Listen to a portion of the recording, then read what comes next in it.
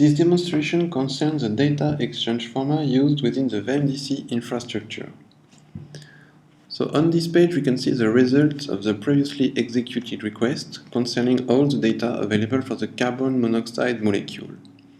We can see that thanks to a unique request, we've been able to query simultaneously all the databases available in the VAMDC infrastructure. And for each of those answers, we can download the result by clicking on the exams link here. However, even so, we've been able to query all those nodes simultaneously. They contain very heterogeneous data. For example, CDMS and GPL are molecular spectroscopy databases, whereas, for example, BASCOL is dedicated to collisional excitation of molecules by atoms, ions, molecules, or electrons. In order to make all those different kinds of databases interoperable, we had to develop a dedicated data format called XAMS, which stands for XML schema for atoms, molecules, and solid.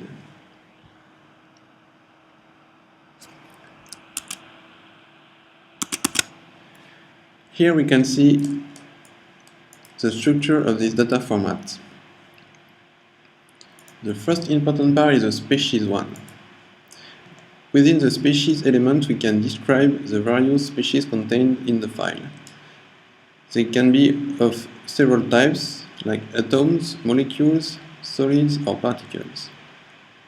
For a molecule, for example, we can describe it precisely by defining its structural formula, stoichiometric formula, its name or its charge, and then we can describe the various molecular states which answer the request. Once the species has been described, we can describe the various processes contained in the database.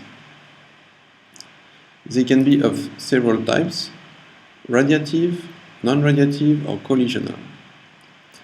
For example, for a radiative transition, we can describe the upper state, lower states, which are links to the previously declared state in the species.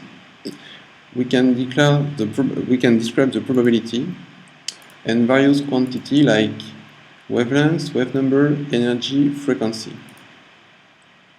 So I won't enter in the details of the schema, but a lot of other properties are available. Another important part of the schema is sources, which allow us to describe very precisely the provenance of the data. So we can describe the category of document, its name, the date of its publication, the authors, the title, and so on. And thanks to this information, we can know where every data comes from.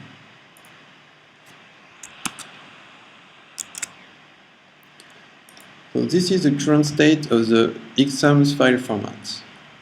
However, as new data nodes are added into the infrastructure, this file format will probably have to evolve. If new fields of physics are covered that are not included in the file format, they will have to be included so that the node can publish their data. So the procedure will be firstly to update the XAMS format by adding the missing elements. Once everyone agrees on the new format, the node software will have to be updated so that it is able to produce files compatible with the new format. Once the node software has been updated, the new data provider will be able to create a node and publish its own data.